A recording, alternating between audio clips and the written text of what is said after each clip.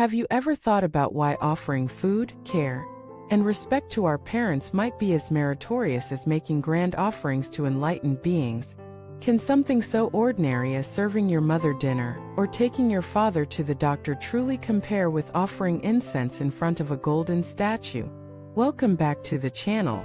It's always an honor to have you join me as we explore the deep wisdom behind seemingly simple teachings. Today we're going to unpack a profound truth that has been echoed throughout Buddhist history, that serving and honoring our parents is not just a social duty, not just a sign of decency, but a direct doorway into spiritual merit and awakening. We'll explore why the Buddha himself equated filial piety with profound spiritual practice, and how this principle invites us to see our daily life as sacred ground for realization. In many cultures, honoring one's parents is a fundamental value. But in Buddhism, this act is lifted even higher. It's not just ethical, it's spiritual. Master after master has taught that the love and care we offer to our parents generates the same kind of merit as offerings to a bodhisattva. Why? Because true practice isn't measured by incense or ritual, but by sincerity, humility, and love in action. Let us look at it from the perspective of cause and effect. Our parents gave us life. They nourished us, protected us, and provided the foundation for everything we've become. No offering, no donation, no retreat, no pilgrimage would be possible without the body and mind they gave us. To disregard them while claiming to serve all sentient beings is like ignoring the roots of a tree while watering its leaves. Master after master has made this point. It's not that the Bodhisattvas need your offerings. They are already beyond need. But your parents, real, living, aging, feeling beings, do need your love. They need your presence. And showing them compassion teaches you what it really means to love without condition. There's a story that illustrates this beautifully. Once, a young monk asked his teacher, "Should I spend the next year making offerings at the temple, or go home to care for my sick father?" The teacher didn't hesitate. "Go home," he said. "Serve your father. That will be your highest practice." The monk was surprised. "But I thought chanting and offerings at the temple create the most merit." The teacher smiled. "True offerings are not made with gold or incense. They are made with patience, kindness, and selflessness. If you cannot serve the one who raised you, how can you serve the unseen bodhisattvas?"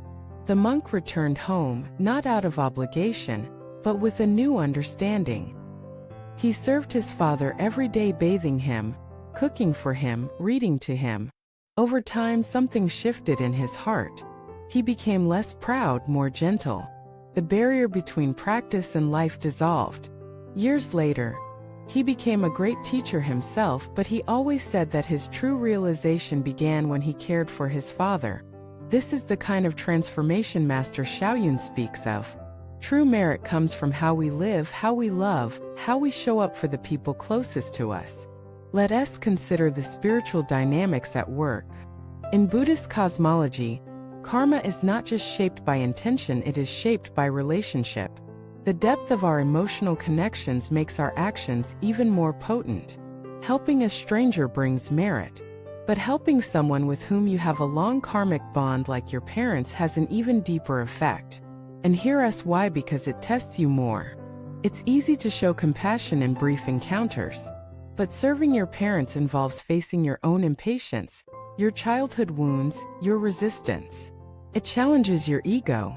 And that makes it one of the most powerful arenas for real transformation. It's also about gratitude. The Buddha taught that gratitude is a pillar of the path.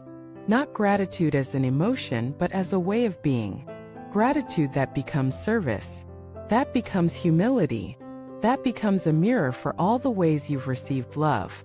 When you serve your parents not out of duty, but from the heart, you're not just helping them. You're purifying your mind.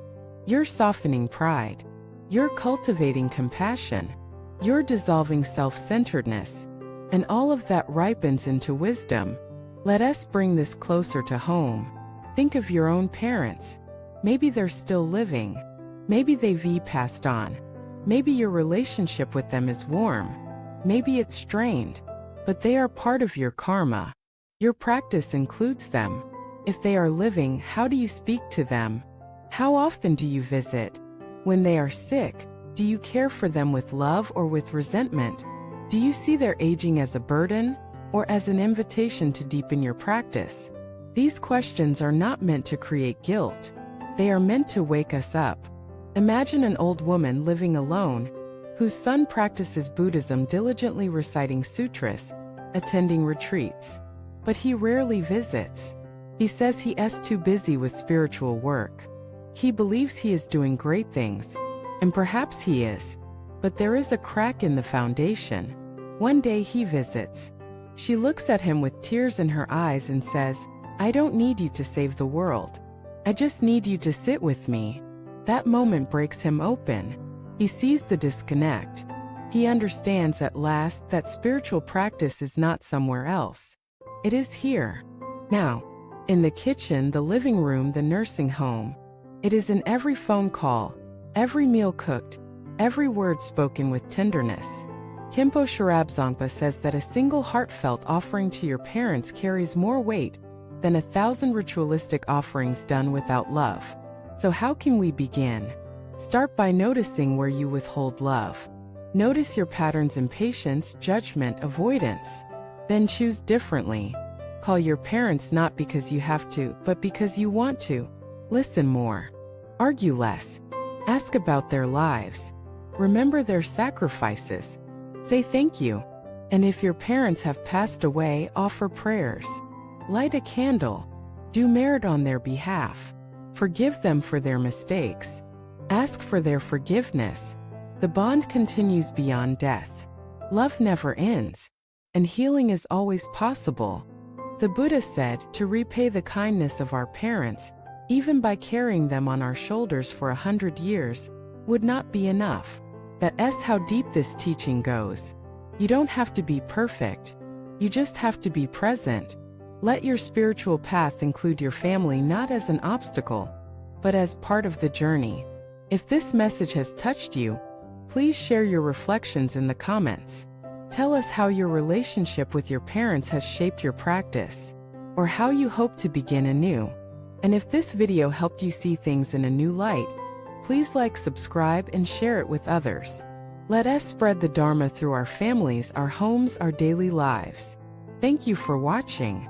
May your heart open with every act of kindness, and may your love for your parents become a bridge to liberation. See you in the next video.